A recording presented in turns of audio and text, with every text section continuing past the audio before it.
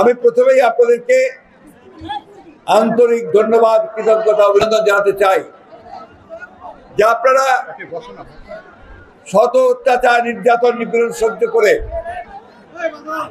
দীর্ঘ 17 বছর লড়াই করে, সংগ্রাম করে আমাদের ছেলেদেরকে সামনে নিয়ে তাদের বুকের রক্ত, জনতার বুকের রক্তের বিনিময়ে আপনারা এই দেশকে দ্বিতীয়বারের জন্য স্বাধীন করেছেন, ঠিক না? ছেলেদেরকে অভিবাদন, স্যালুট। একই সঙ্গে আমার ভাইদেরকেও অভিবাদন, স্যালুট।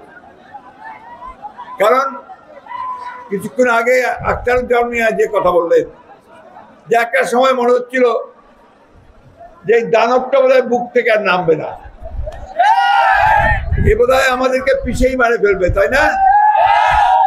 কিন্তু আল্লাহর অশেষ রহমতে জনগণের উত্তাল তরঙ্গ, সেই তরঙ্গের কাছে সেই দানব পরাজিত হয়েছে এবং দেশ ছেড়ে পালিয়ে যেতে বাধ্য হয়েছে, তাই না? বন্ধুগণ, আল্লাহর কাছে হাজার শুকরিয়া যে আল্লাহ তাআলা আমাদেরকে এই দৃশ্য দেখালেন এবং আমাদেরকে সেই মুক্তি দিলেন। বন্ধুগণ, আমরা দীর্ঘকাল সংগ্রাম করছি, লড়াই করছি। আমাদের দেশের অসংখ্য মানুষ গুম হয়ে গেছে, আমাদের হাজার খানেক মানুষের বেশি গুম হয়ে গেছে। আয়নাঘর জানেন তো, সেই আয়নাঘরে ধরে নিয়ে গেছে, তারপরে তাদেরকে কাউকে হত্যা করে সমুদ্রে ফেলে দেওয়া হয়েছে, কাউকে নদীতে ফেলে দেওয়া হয়েছে, কাউকে টুকরা টুকরা করে পানিতে ভাসিয়ে দেওয়া হয়েছে। আর কয়েকজনকে তারা রেখে দিয়েছিল, তারা এখন বের হয়েছে, তাই না? প্রায় 8 বছর, 9 বছর, 10 বছর, 11 বছর। তাদের ছেলেমেয়েরা যারা নিখোঁজ হয়েছে তারা এখনো ওই পথ চেয়ে বসে থাকে যদি তাদের বাবা ফিরে আসে। আমাদের ইলিয়াস আলী, আপনার নাম শুনেছেন কিনা জানি না, আমাদের এমপি ছিলেন সিলেটের, খুব শক্তিশালী দৃঢ় একজন এমপি ছিলেন। তাকে এইভাবে রাতে অন্ধকারে তার বাসার সামনে থেকে তাকে র্যাবের সদস্যরা তুলে নিয়ে যায়, তার ড্রাইভার সহ, আর ফিরে আসেনি। কিন্তু তখন তার যে মেয়েটা ছিল ছোট্ট, 6 বছর বয়স, এখন ওই মেয়েটা বিশ্ববিদ্যালয়ে পড়ে। কিন্তু প্রতিদিন সে তার বাবার জন্য ওই দরজার সামনে অপেক্ষা করে যদি তার বাবা ফিরে আসে। আপনারা দেখেছেন এই গত আগস্ট মাসের কয়েকদিনে 3, 4, 5 ও তারও আগে থেকে এই আওয়ামী লীগের সরকার, পুলিশ বাহিনী তার সকল বাহিনীকে যেভাবে লেলিয়ে দিয়ে আমাদের ছেলেদেরকে হত্যা করলো, গুলি করলো। মারা বেরিয়ে এসেছে 4 তারিখে, 5 তারিখে মারা বেরিয়ে এসেছে যে আমার ছেলেই বাঁচে না, তো আমি আর থাকবো কেন? এই অবস্থা তৈরি করেছিল এই শেখ হাসিনা। আজকে সকালে ঠাকুরগাঁতে আমি যাদের অঙ্গহানি হয়েছে, চোখ চলে গেছে, পা চলে গেছে, যারা মারা গেছে, তাদেরকে আমি কিছু সহযোগিতা করার জন্য ডেকেছিলাম সকালে। ওখানে একটা 5 5 পরে একটা বাচ্চা, 13 বছর বয়স হয়নি, তার চোখে সানগ্লাস। আমি বাবা বললাম, বাবা তোমার চোখে সানগ্লাস কেন? যে আমার একটা চোখ তো নষ্ট হয়ে গেছে গুলিতে। এই যে শিশুটি তার চোখ হারিয়ে ফেললো, ওই যে মা তার সন্তানকে হারালো, ওই যে সাফা এখনো তার বাবাকে ডাকছে, এর জবাব হাসিনা কি দিবে? হাসিনাকেই তো দিতে হবে, কারণ তার ইঙ্গিতে, তার হুকুমে আজকে আমার এই অসংখ্য ছাত্রকে, আমার ছেলেদেরকে, আমার মেয়েদেরকে এইভাবে হত্যা করা হয়েছে। বন্ধুগণ, আল্লাহ তাআলা তা বিচার করেছেন। আল্লাহ তাআলা বারবার বলেছেন, সীমা লঙ্ঘন করো না, সীমা লঙ্ঘনকারীকে আমি পছন্দ করি না। হাসিনা সীমা লঙ্ঘন করেছিল, মনে করেছিল এই দেশটা তার বাপ দাদার জমিদারি, যে যা খুশি তাই করবে, যাকে খুশি মারবে, যাকে খুশি জীবিত করবে, সব কিছু করতে পারে। এত অহংকার আল্লাহ তাআলা সহ্য করেন না, সহ্য করেন না।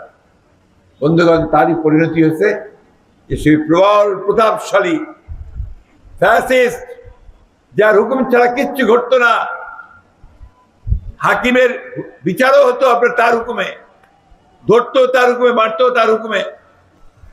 কি দেশ, কি দেশ আমরা স্বাধীন করেছিলাম 1971 সালে। আজকে এখানে আমার মামা হবেন, এমদাদুল মামা, আপনাদের সাবেক এমপি, আওয়ামী লীগের নেতা, তাই না? আমরা কিন্তু একসাথে যুদ্ধ করেছি ভাই 71 সালে, স্বাধীনতার জন্য যুদ্ধ করেছি। তখন কিন্তু সব একসাথে লড়াই করেছিলাম যে আমরা একটা দেশ তৈরি করব, পাকিস্তানের হাত থেকে বের করে নিয়ে এসে যে দেশে শান্তি থাকবে, ভালোবাসা থাকবে, মৈত্রী থাকবে, অন্যায় অত্যাচার থাকবে না। আমি আমার কথা বলতে পারবো। কিন্তু এই আওয়ামী লীগ এই দেশটাকে কি বানিয়েছে চিন্তা করেন। আমি কারো নাম বলতে চাই না, আমি শুধু এইটুকু বলতে চাই, আওয়ামী লীগ এই দেশের মানুষের সঙ্গে গাদ্দারি করেছে, বিশ্বাসঘাতকতা করেছে। তারা বিশ্বাসঘাতক, তারা দেশদ্রোহী বন্ধুগণ। একদম ছোট শিশুটা থেকে শুরু করে সব বয়স্ক মানুষ সবাই আজকে এক কথা, এক কথা এক দাবি, হাসিনা তুই কবে যাবি? মনে আছে স্লোগান দিয়েছে সারা বাংলাদেশ জুড়ে? সেই হাসিনা গেছে, এখন নতুন একটা সূর্য উঠছে বন্ধু।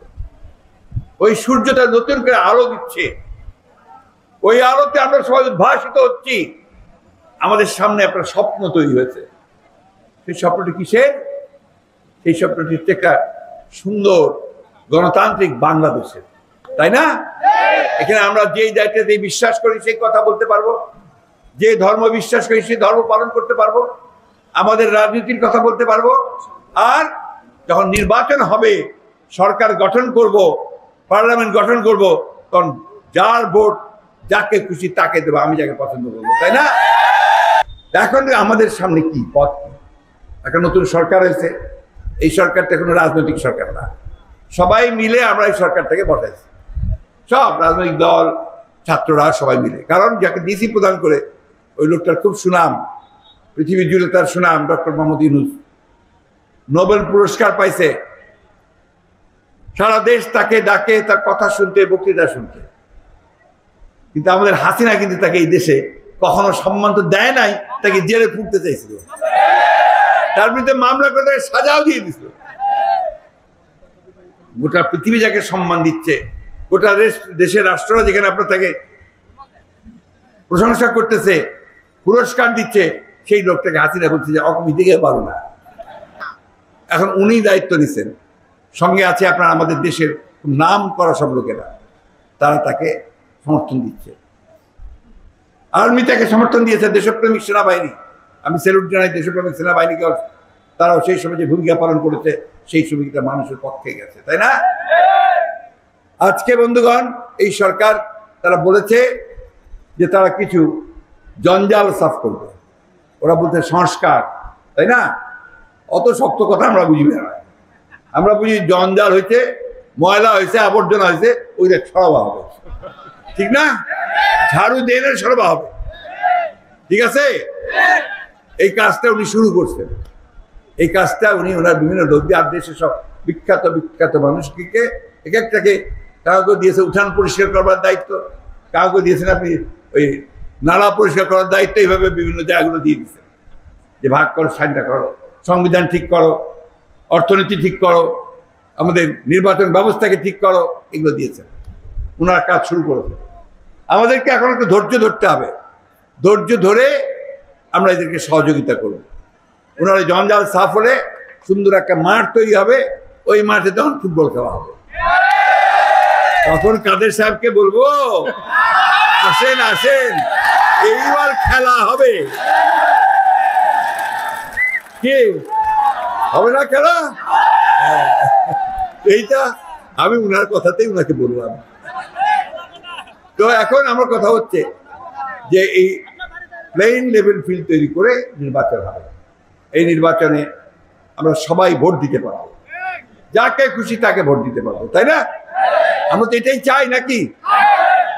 এই জন্য বন্ধুগণ আমাদেরকে ওনাদেরকে সমর্থন দিতে হবে। আরেকটা কথা বলি, এই সরকারকেও বলতে চাই যে আপনারা বাংলাদেশের মানুষের যে এটা কি কয়, ইংরেজিতে কয় পার্স, আর বাংলাতে আমরা কি বলি নারী, কবিরাজ ডাক্তারকে নারী দেখে না, নারীতে ধিপ ধিপ ধিপ ধিপ করে না, নারীটা করে না, কি বলো না কেন করে তো। ওই পালসটা বুঝতে হবে, মানুষ কি চায়, মানুষ কি ভোট চাচ্ছে, কিভাবে ভোট যাচ্ছে, দেশের কিরকম পরিবর্তন চাচ্ছে, এটা তাদেরকে বুঝতে হবে। এবং আমার বিশ্বাস আমাদের ছাত্ররা তাদের সঙ্গে আছে, রাজনৈতিক দলগুলো তাদের সঙ্গে আছে, নিশ্চয়ই তারা আমাদের জন্য এমন একটা ব্যবস্থা করবেন যে ব্যবস্থায় আমাদের দেশে আবার গণতন্ত্র ফিরে আসবে, সুন্দর একটা দেশ গড়তে পারবো, অর্থনীতিকে সুন্দর করতে পারবো। আমি কয়েকদিন আগে জেলে গেছিলাম, বছর খানেকে হয় নাই আমার, এই জেলের মধ্যে গিয়ে দেখি তাদের কমপক্ষে ৭,০০০ লোক এখনো জেলে আছে। মিথ্যা মামলা দিয়ে বিচারও হয় না, ২-৩টা মামলা দিয়ে তাদেরকে আটকে রেখে দিয়েছে। বন্ধুরা, আমাদের ভাইস প্রেসিডেন্ট পিন্টু সাহেব টাঙ্গাইলের আমাদের মন্ত্রী ছিল, তাকে ১৮ বছর ধরে জেলে আটকে রেখেছে। ১৮ বছর। বাবর সাহেবকে ১৮ বছর ধরে জেলে রেখেছে মিথ্যা মামলায়। আমাদের নেত্রী বেগম খালেদাকে ৬ বছর মিথ্যা মামলায় সাজা দিয়ে তাকে জেলখানায় পাঠিয়েছিল, অসুস্থ হয়ে পড়েছেন তিনি, এখন আসছেন।